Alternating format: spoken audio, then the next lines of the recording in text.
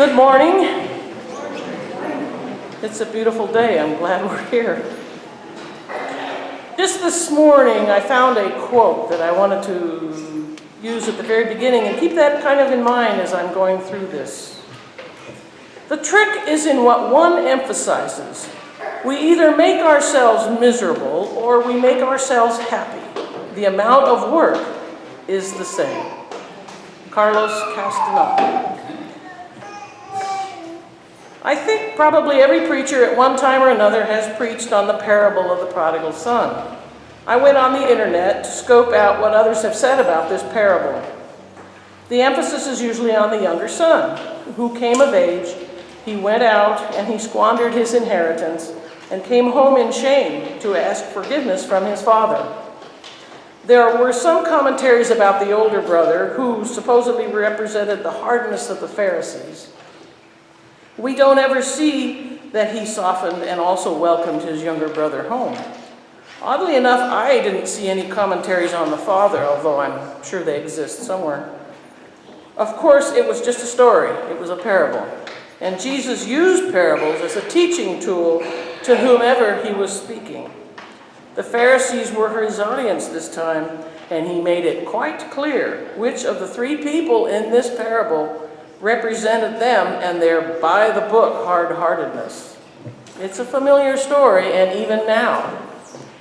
What does reconciliation mean? Reconciliation is a complex thing, and family stuff is just plain messy.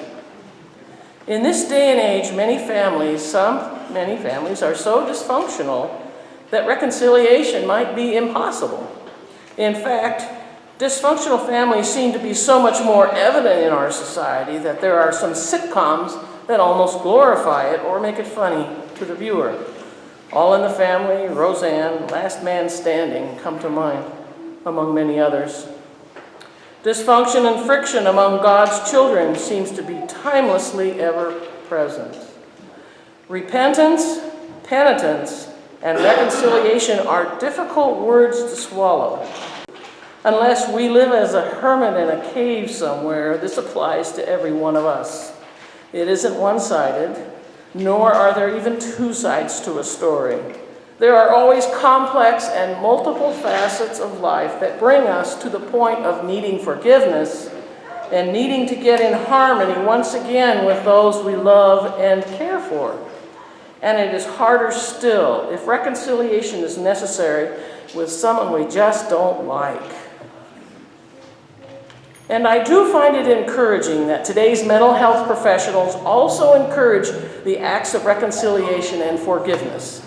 It can be a part of a person's overall healing and well-being, not only spiritually, but physically and mentally.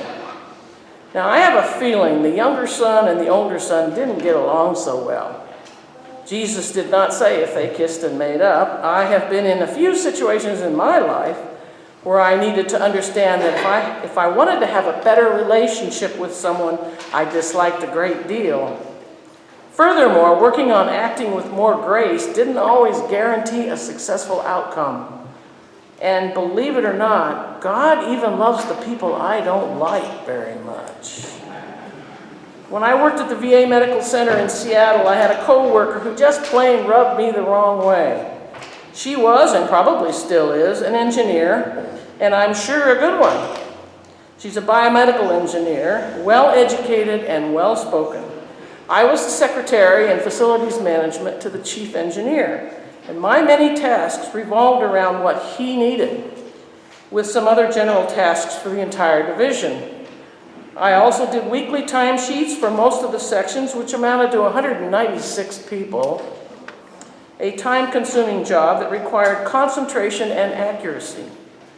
This lady was in charge of a section of engineers and seemed to believe that my time was hers. The demands were made in a tone that suggested to me that her section had priority and that their needs were my immediate emergency. Furthermore, I felt her tone was condescending. My boss, though understanding, told me to do my best and swallow my tongue. I was like the older son in the parable. I work hard. Why does she treat me like this, etc., etc.? And talking to her would do no good. Well, I had an epiphany of sorts. I had been wasting a lot of energy disliking this person, and it filled a lot of my mental time. It was not a productive situation, and I didn't feel good at all. So I decided something had to be different, and it was up to me. I didn't swallow my tongue, I just put some sugar on it. When her demands were abrupt and curt, my responses were gracious and given with a smile and a kind word. It was very difficult.